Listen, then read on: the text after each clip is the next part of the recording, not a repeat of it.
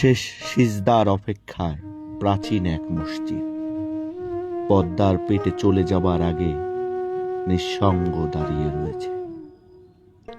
একটা মসজিদ যার পাশে আর কিছুই নেই, না মানুষের ঘর, না কারো হাঁসফাঁস করা জীবন। কিন্তু এই মসজিদে ছিল জীবন, ছিল শিশুরা কোরআন হাতে, ছিল বুড়োরা চোখে পানি হাতে তসবিহ। এখানে কেউ প্রথম নামাজ শিখেছে, কারো বিয়ের দোয়া পড়া হয়েছে এই মিম্বরে দাঁড়িয়ে, কত মানুষের জানাজা হয়েছে এই জমিনে।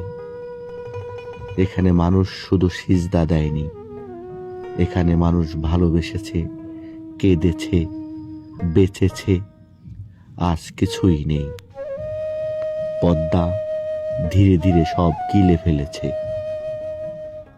শুরুতে গিয়েছে ঘর, তারপর উঠোন, এখন শুধু এই মসজিদটা, শেষ দাঁড়িয়ে থাকা স্মৃতি। আবাল বৃদ্ধ সবাই এখানে রেখেছে পদচিহ্ন। হাজার চোখের অশ্রু গড়েছে এখানে, তবু আজ কেউ নেই নামাজে, কেউ নেই আজানের সুরে সাড়া দিতে। এই জায়গাটা শুধু একটি মসজিদ নয়, এটা একটা গোষ্ঠীর ইতিহাস, একটা গ্রামের আত্মা, একটা প্রজন্মের কান্না। তবুও পদ্মা থেমে নেই, সে এগিয়ে আসছে ধীরে ধীরে। মসজিদের বুক চিরে নিচ্ছে ইতিহাস, কিন্তু কেউ কি থামাবে তাকে? না, কেউ নেই।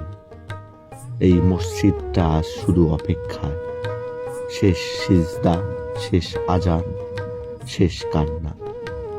হয়তো আর কয়েকদিন, তারপর সব চুপ।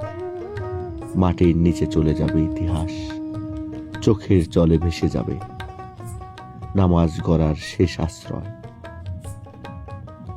তোমরা যারা পড়েছ একটিবার ভাবো, একটা গ্রামের শেষ আশা কেমন করে হারিয়ে যায়, কেমন করে একটুখানি সিজদার জায়গা নদীর ভেতর নিঃশব্দে তলিয়ে যায়। আল্লাহ, তুমি তো দেখছো না এই মসজিদের কান্না, এই মানুষের ভাঙ্গন?